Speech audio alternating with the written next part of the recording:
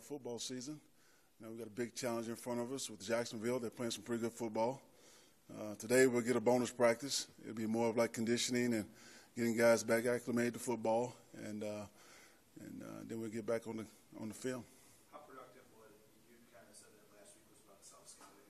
How productive was that for you and the other coaches? It's always good when you have the time to go back and look and see all the things that you've done.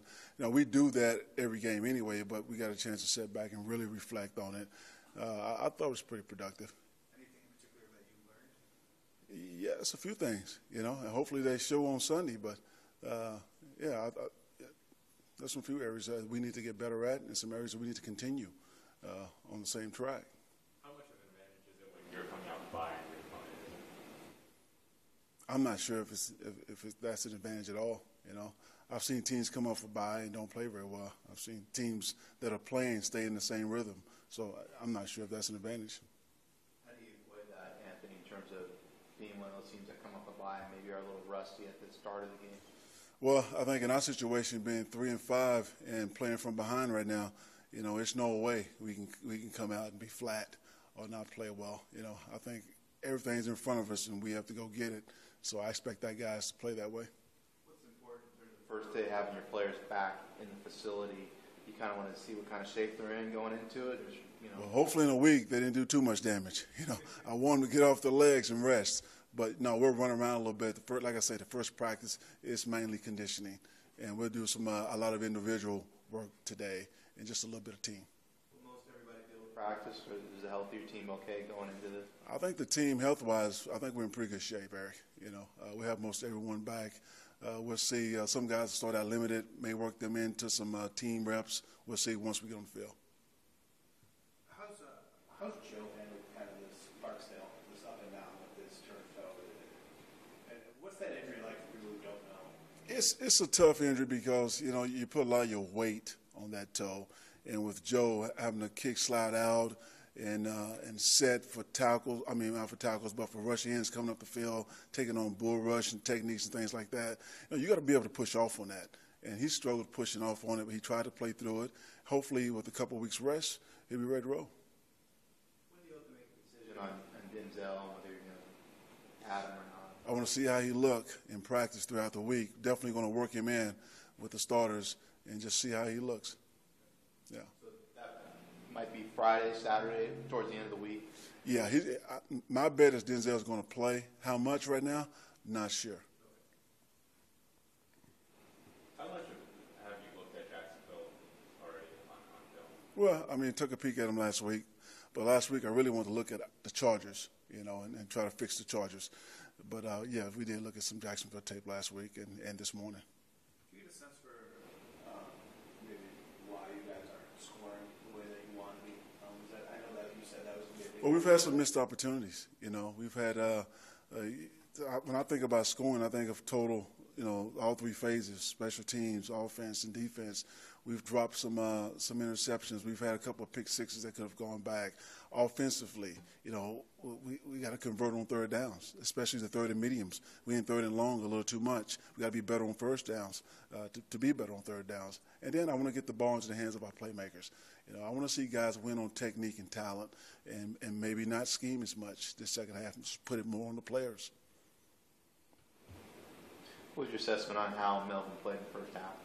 I thought he was inconsistent, but boy, when he was up, he looked good.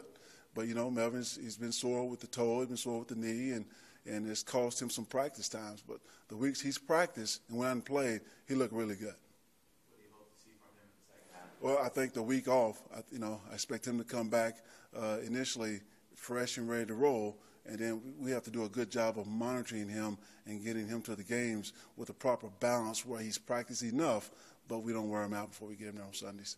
Is that a position where you can kind of manage that running back because, during the course of the week, maybe he's not taking as many as one run period a week? Is that a good position? For that kind of workload during the week? We ask our running backs to do a lot.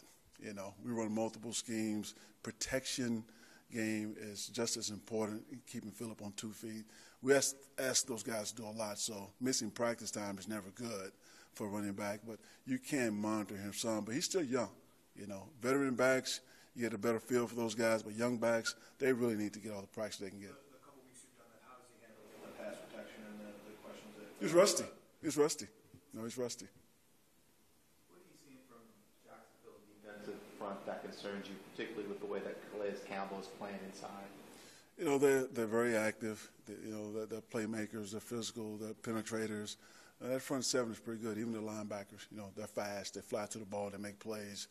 And anytime you have that many hats to the ball, they can create turnovers. So, you know, and I played this team last year. This team has very good personnel out at the corners position, the safeties. It's a good football team. How much does that help you both? That you played them when you're in Buffalo, and then you have Gus, who obviously knows that team as well.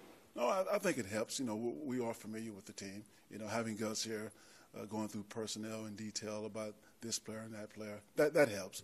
But at the end of the day, players got to go out and play.